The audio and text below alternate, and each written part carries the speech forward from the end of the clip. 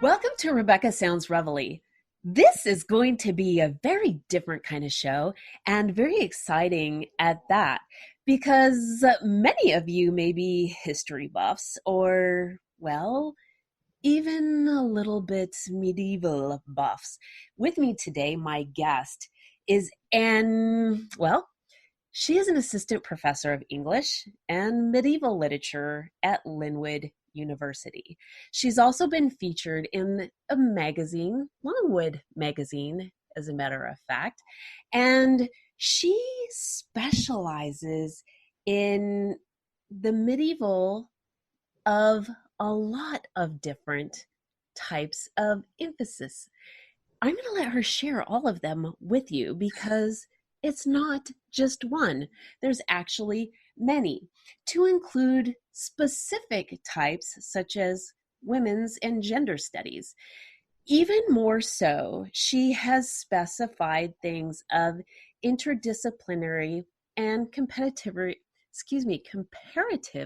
literary and historian type of criticism, critic type of things. And she is not only doing things in the form of teaching, but she has publications behind her belt as well.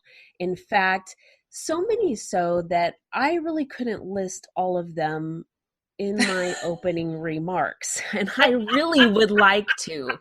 I was amazed when I was doing my research on her because I thought, this is really quite unbelievable, and it's going to take me a lot to get through it. There's absolutely no way. She's also an author. We're going to talk about a book that she has coming out, but not only that, she's got additional research projects that are coming out, and even more things that I'm going to bring out in our conversation.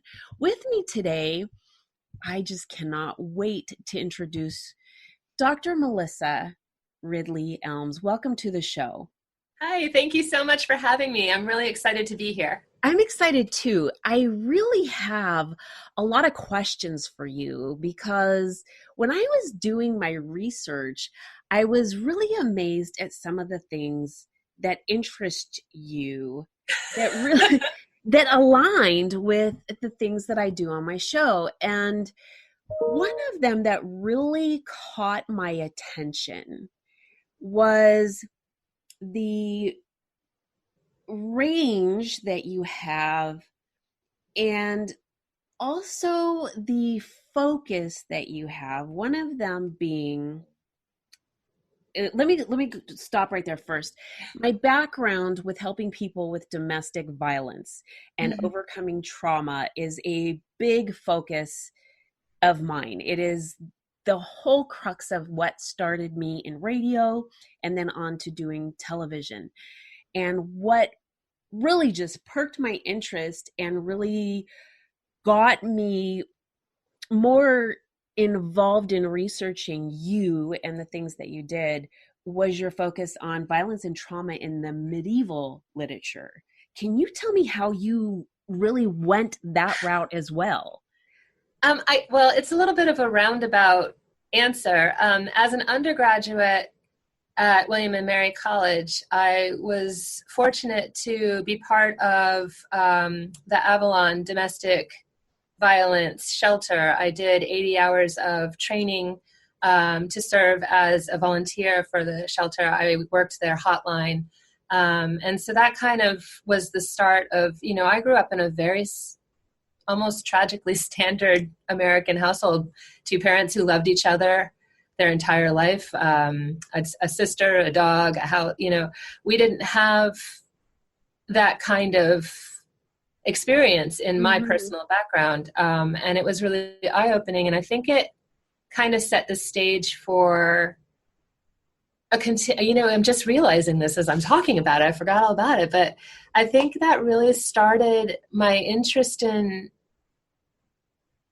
thinking through questions of trauma and questions of violence and intersections of trauma, violence, class, race, gender. I do a lot of work with that in my teaching, especially in my composition courses, but I do a lot of it in my lit classes too. And it didn't, I always thought, because when I went back for graduate school, I went to Longwood University and worked with Kat Tracy, whom we affectionately call the torture queen, because her expertise is torture, violence, brutality.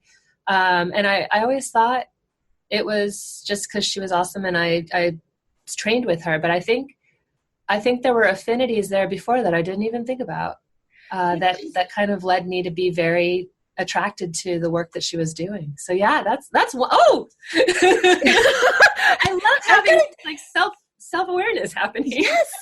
I will tell you, it just really jumped off the page at me, and not just once. This was something that struck me because not only was like your self-awareness now, it was self-awareness to me of the historical value in time, because my thought has always been on the biblical side in thinking, okay, Cain and Abel, lineage, but not in the historical sense of medieval times or in specific sects of time. And for those of you listening, that's SECTX.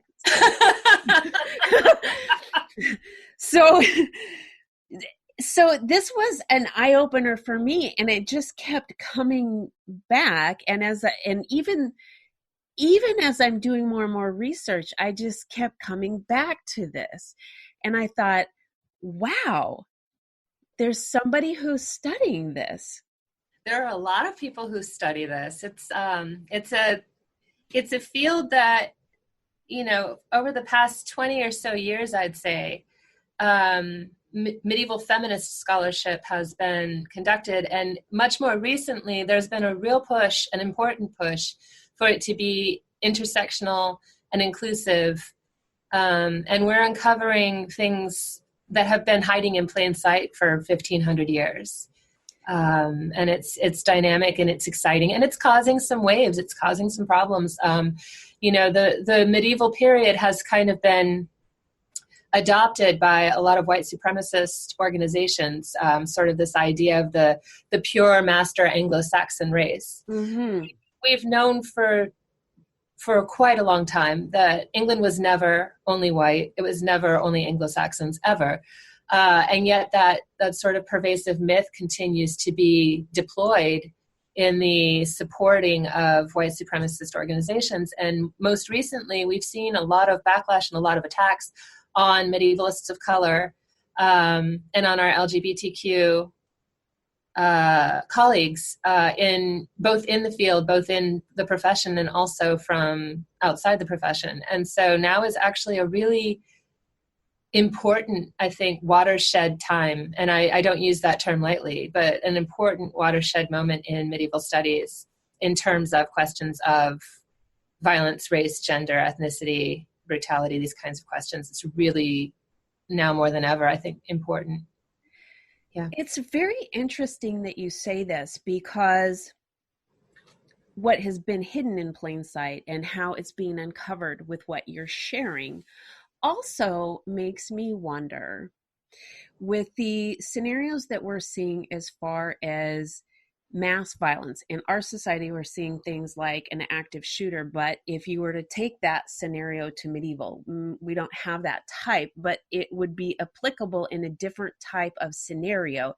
And I'm wondering if to look in those times, if there was a way it was addressed in resolution, if there was a way that we could apply that now in resolving something on a wide scale. You just kind of summed up my dissertation that's being turned into a book. I was looking specifically at instances of violence at the feast, because there's ever since Quentin Tarantino, whom I love, brilliant right? But ever since Pulp Fiction, getting medieval on your ass has been a thing. And the idea that the Middle Ages was just this senselessly violent time where everybody was bashing the hell out of everybody else, right? And so a lot of my work is reclamation of medieval violence on its own terms, in its own contexts, trying to understand and situate it in a way where it's not, I mean, when you look at it, it's not senseless, it's not mindless, it's not just happening everywhere. It's being deployed intentionally. It has a function, it has a narrative function and a cultural function, and it's not just added in for effect. Actually, I would argue that modern society is much more susceptible to designing things just to add extra gratuitous violence, because in the Middle Ages, especially in literary violence, it was deployed for purposes, for actual specific functions. And I noticed that violence at the feast is deployed for a variety of functions, but it's almost always, not always, but almost always, either the person throwing the feast implementing violence against the feast goers as a demonstration of their power over them, or if it's a woman, it's in order to get back at. It's retributive violence, or it's preemptive violence. It's intended to stop something that's going to happen. But you think about, for example, in the modern world, when you're throwing a wedding, the seating chart being so important, because you can't sit Uncle David next to Aunt Alice because they'll scream at each other and throw things, right? I mean, we still have this sense that we know that a feast is supposed to be a gathering of community, and everybody knows the part they're supposed to play. Everybody knows how you're supposed to behave. We have these protocols in place. And yet, if somebody makes the intentional choice to disrupt that protocol, they're going to. And a feast is a great place to do that, because it's a place where everyone's gathered. It's a spectacle. It's intended to be a spectacle already. So that what better place to disrupt the narrative and make everybody pay attention to something that they otherwise are willfully ignoring. So in the medieval period, a lot of times you see it used as a form of retributive justice, where the legal system and the codes of conduct and the sort of protocols just they don't work. They're not giving you the justice that you feel like you need. And so that's kind of where I was going. Yeah. This is just very fascinating to me, because what you have said, I just think patternistically is something we have failed to think about, and how going back and looking at things is so similar to like the stock market. You can see certain things historically, and oftentimes we failed to look back, especially looking back on certain periods and times in sex. Mm-hmm. It's just, how did you get in to finding a passion about medieval things? And yours is not just in one particular area. It's always, I don't remember a time in my life when I wasn't, it started with dragons, right? Dragons and unicorns. Oh. And Dragonlance, and, as a child, I was absolutely obsessed with, The Last Unicorn and the Dark Crystal and Legend and Willow and just all of, I was obsessed, really couldn't get enough. And I remember finding out about Dungeons and Dragons and getting to play some, but not nearly as much as I would have liked to, both because my parents didn't really approve of it, and also because the boys wouldn't let you. Right. Play. So one of the things that I love about the modern world is that girl gamers are being more and more recognized and more acknowledged. They're demanding their place at the table, and these wonderful sort of RPG shows like Critical Role that are opening this space up and saying, no, you have to be inclusive. For me, it's this wonderful synergy between my personal proclivities and passions and things that I love, and my critical scholarship, and the things that I write on the side as creative work. It's kind of all this is a great moment for me. Well, it is really, because you get to you get to see a lot that was sort of hindered before. And this is where being a critic or applying criticism can really actually come out into a whole nother spectrum, because you couldn't do that before. Mm-mm. I mean, you wouldn't talk about race in a course on medieval English literature. Right. Why would you? You're teaching medieval English literature, right? And yet, when you read these texts, they are replete with people of other origins and races and ethnicities. It's not a homogenous, it's never been homogenous. It's just been packaged and delivered to us as such. And most of the colleagues that I admire and respect in this field, and the person that I aspire to be as a scholar and as a professor, we're doing that reclamation work. We're saying, look at the text. It's right there in front of you. You can willfully ignore it, but you can't say it's not there. And it's interesting, but we still have colleagues who continue to willfully ignore it. Maybe they'll retire soon. Well, and if they don't, see, this is where someone who has the skill set that you do and the position that you do, because in addition to all of the publications that you have and the position that you are at, you also serve on a number of different international and national scholarly organizations, right? Yes. One of them, I think, is the Celtic Studies Forum. The Modern Language Association Celtic Studies Forum, which is tasked with making sure that there is representation in sessions for Celtic scholars in the languages and literatures of, Scotland and Ireland and Wales and Cornwall and Manx and the Breton tradition. And in addition to that, directly in the school system, K-12.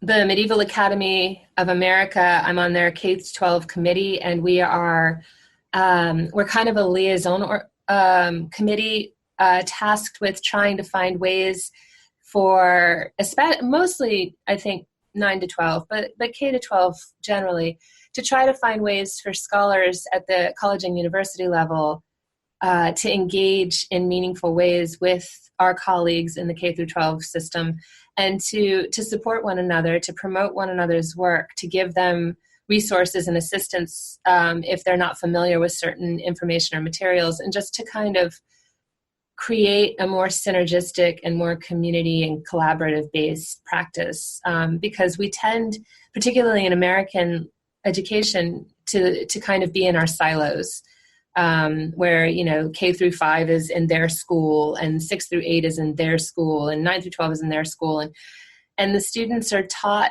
or maybe not taught, but they experience education in this very fragmentary way, where you go to English, and then you go to history, and then you go to math, and then you go to science, but there's not that effort to show how these things interact. I was just going to say connect. Right. The interdisciplinary, the multidisciplinarity and interdisciplinarity. I mean, I've never been very good at being exceptionally laser focused.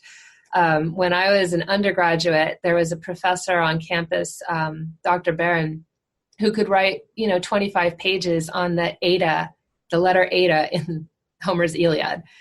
And I remember being just in awe of anyone's ability to be that focused. My work tends to be much more interdisciplinary and comparative because my mind is a free-ranging mind. I like to call it, I'm intellectually promiscuous. If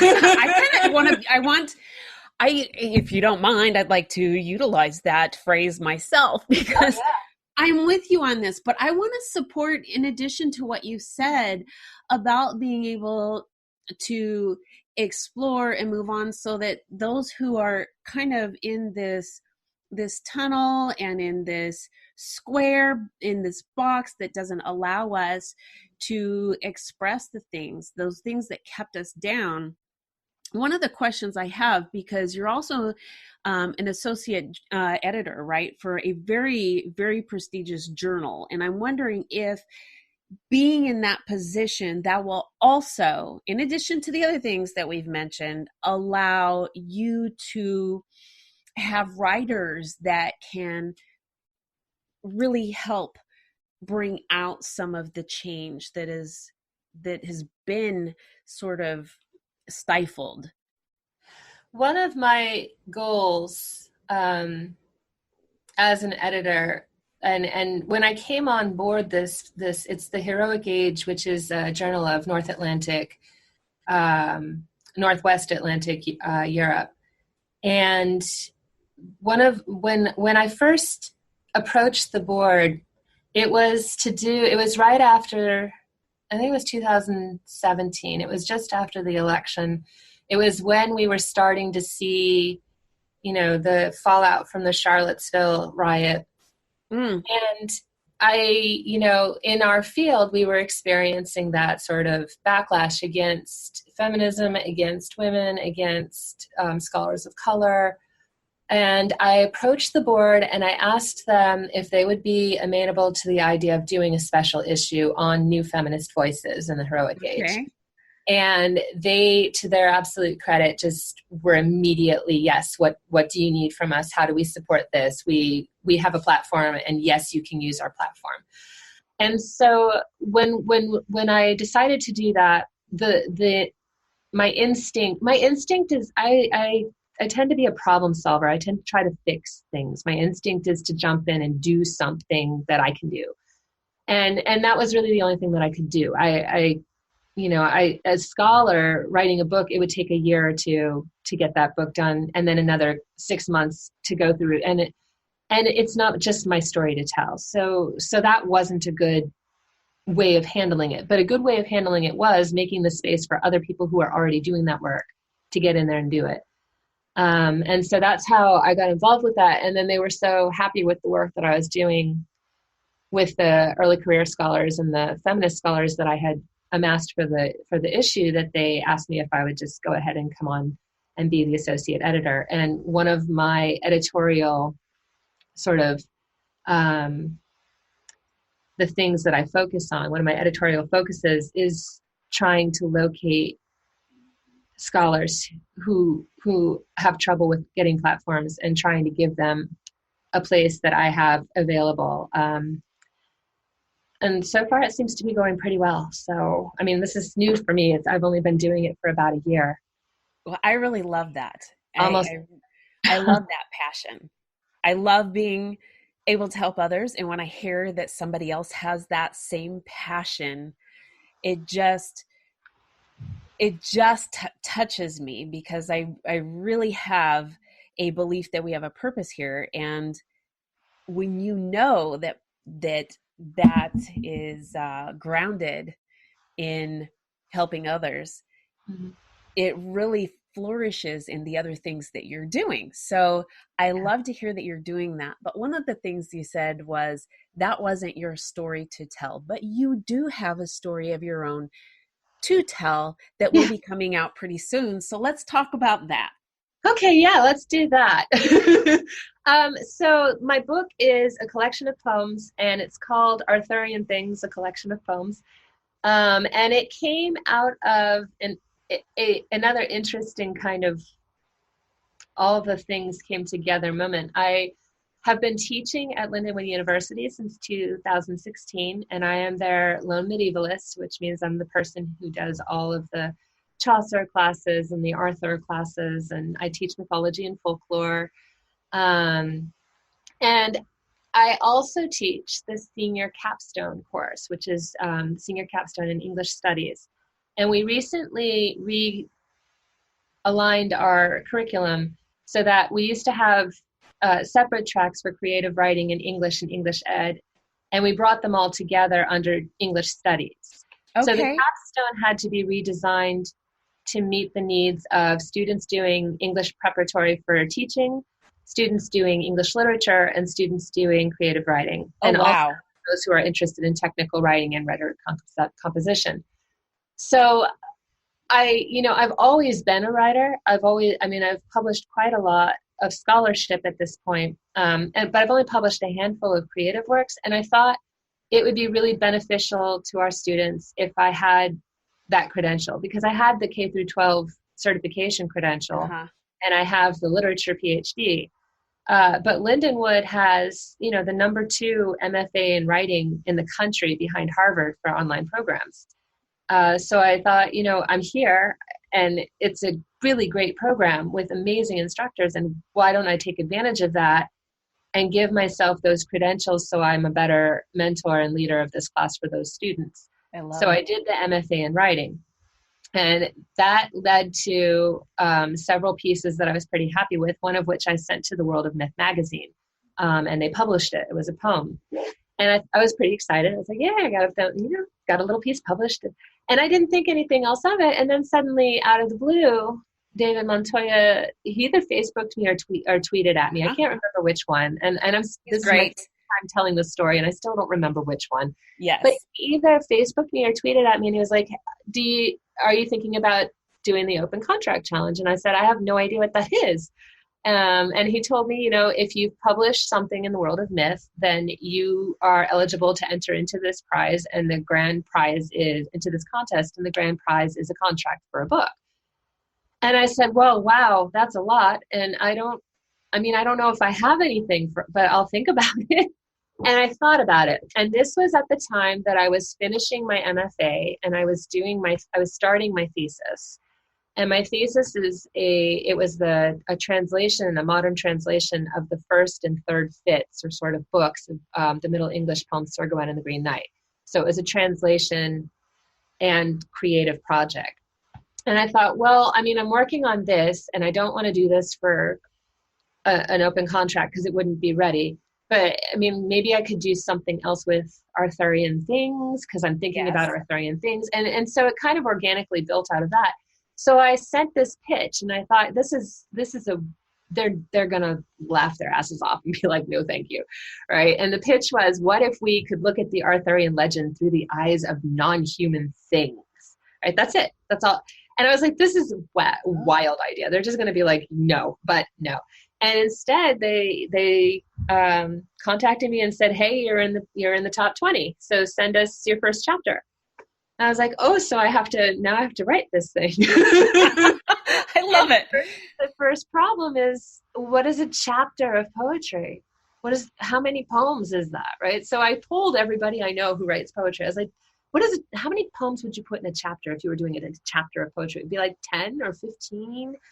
And the answer I got across the board was, why do you need a chapter of poetry? Nobody does that. And I said, I can't tell you, it's a secret. Right. So I sent them, I sat down and I kind of rolled around in words for a little while, and I wrote 15 poems, and they were okay. Some of them were better than others. And I thought, it's interesting, and I had a really good time doing it. And I have these poems, so I'll send them in and we'll just see. And I really, really thought that was going to be the end of it, right? Because Arthurian things. Other people are writing these like wonderful fantasy novels and science fiction novels and all these short stories. And I'm sending in poems from the point of view of wishing wells and trees and doors. Right? It just sounds so off the wall. And they got back to me and they said, you're in the top 10. And so now you need to send us a synopsis. So I Googled synopsis for a poetry book. And the answer is that doesn't exist either, because you don't write a synopsis. You send in your whole manuscript when it's ready.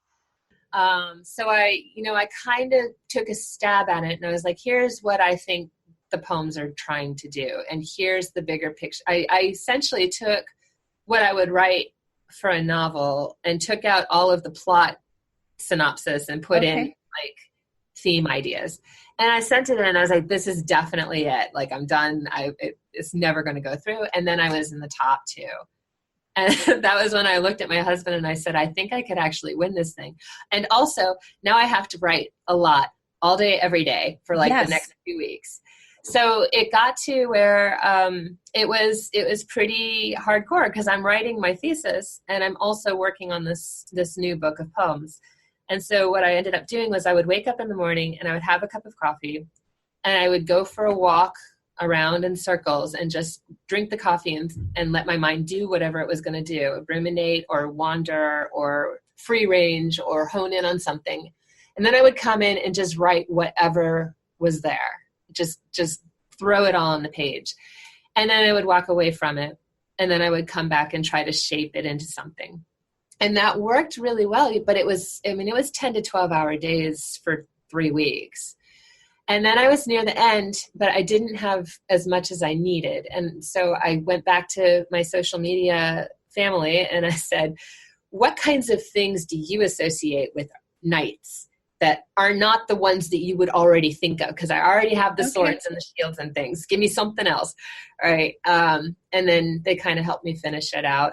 And I wound up with a book that I never in a million years expected to write or thought I could write or thought anybody would want to read. And apparently I was wrong on all counts, which is pretty cool. This is great. So what is the title? I'm sorry, that was a really long explanation. I really like this. And I want the audience to be able to obtain a copy. So what's the title of your book? And let's give them the place where they can get in contact with you. So as soon as it's released, they can start following.